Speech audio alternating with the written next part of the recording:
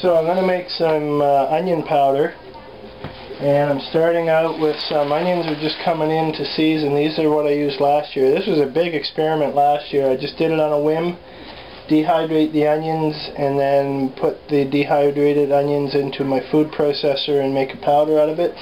I could not have possibly expected how well it was going to work, so I'm going to do it again. I've got some red onions, excuse my reach, and some of the white onions. They're going to get bigger as the season goes on, but I really want to do this right now and get some powder down. I'll wait a little bit longer before doing more, just because it'll be a little bit cheaper further on in the season. So basically, slice up the onions, arrange them on the dehydrator, and let's just start doing that. We'll, of course, onions can get a lot of dirt in them. You want to take off the first layer or so as well.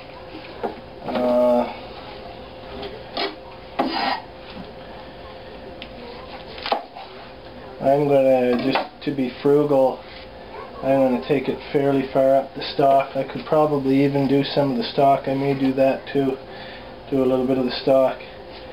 I'm just going to take the first two layers off here. They're fairly dirty. And then I just slice. Fairly thick, that's what, about most of a centimeter. Half a centimeter, I guess, is what it would be. So,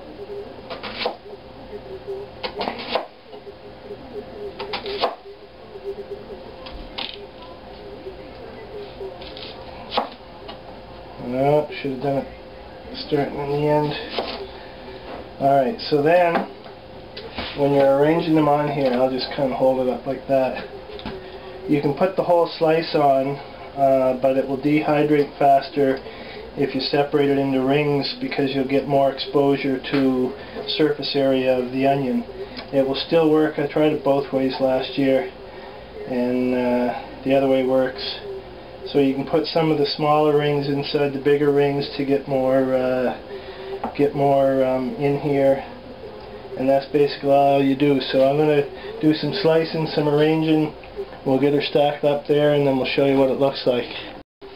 So here's a nifty one. I just figured out, it was fairly obvious probably to some of you, for arranging these things in an economic fashion, economy of space, is you take one ring, put it there, put the next ring beside it, and then next one in the middle, and just go back and forth between the two. You get good enough spacing here for good airflow between them, and you get good economy of space. So just go back and forth, back and forth. You get down to a little core like this that is a little bit hard to get at, but you can still do it. And do it all over again with the next one. Every second one. 1, 2, and just keep going in the same manner. Works really well. I got the whole layer down. I got part of the first layer down before I kind of stumbled upon that, and then it became pretty obvious pretty quickly that I should be doing it this way. I just wanted to show you that. Okay, here we go. You can see the top layer. I decided to recover some of the stalk, as I had mentioned, and then each of the other layers, here's a little bit more of the stalk there. Each of the other layers, I have the concentric way of doing it, the way I was talking about just a few moments ago. This one turned out really well, that layer, and I'm going to turn this on. This is a Nesco dehydrator that I got at Costco online. I ordered it online. Turns out that the Preston Hardware here in Ottawa carries these. I found out after ordering it online, and they're about the same price as Costco actually. They have the accessories if you want extra layers for it or whatever.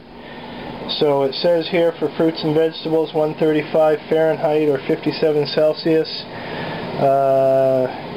Whoops. Right there is my temperature dial.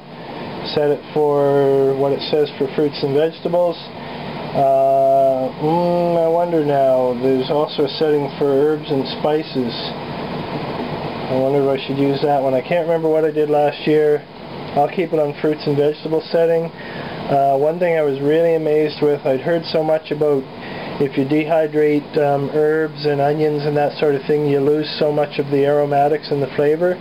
But with my onion powder, it is actually still has extreme flavor to it. I was very, very impressed, which is why I'm going to make more. Okay, it's been on about a day now, and incidentally, I put this thing on my kilowatt meter. It consumes about $1 worth of electricity a day, so it's not that bad. They're dry to, you can hear that crunch, there's no moisture left whatsoever, and that's what you want.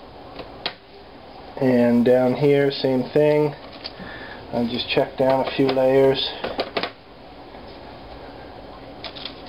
It's all completely dry, just like paper.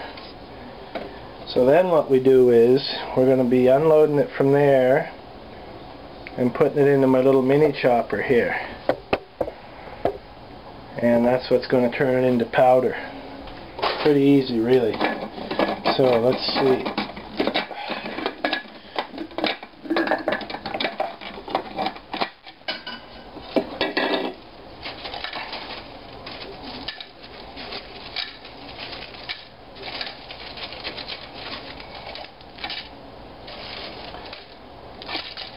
I'll spare you the boredom. I'll turn this off until I get that filled up. Alright, that's getting pretty full, and I still have 2.5 trays left, but I'll just give it a buzz and that will get the volume down and I can stick more in there.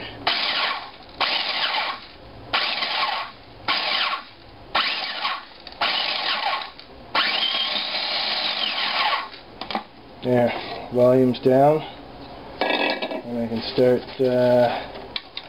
putting more in there.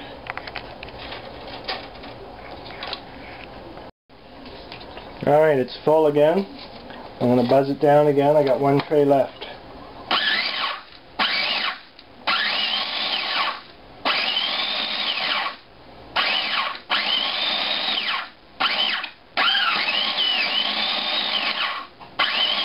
Alright, that's making quite a bit actually.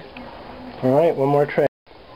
Oh yes, on this last tray you'll notice that I put down a finer mesh cover here with a finer screen than the default. The default trays have fairly big gaps in them, and stuff will fall down through there. As it dries, it'll shrink and fall down through. On the bottom layer, I put the fine mesh one. I only have a couple of those, and I put them on the bottom. Put that on the bottom so that anything that falls down through will get caught on the bottom layer. And sure enough, there are a few things on there that get caught by that means. Anyway, yeah, that's my last tray.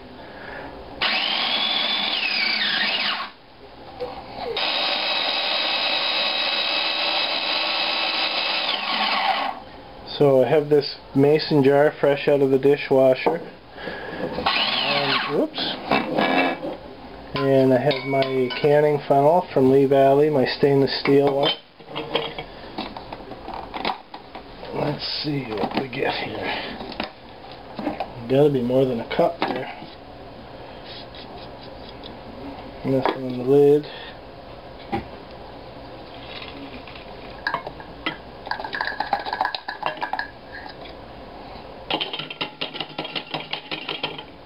Doing pretty good.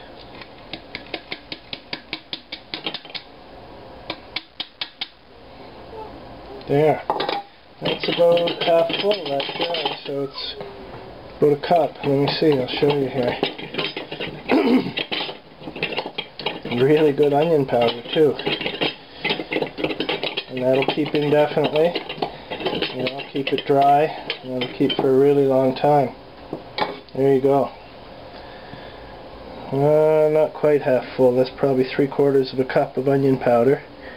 I'll run it a couple more times, and I'll fill a few jars, and I got a vacuum sealer attachment for my vacuum sealer for sealing mason jars, And I can even vacuum seal a couple of jars if I want to. Not bad.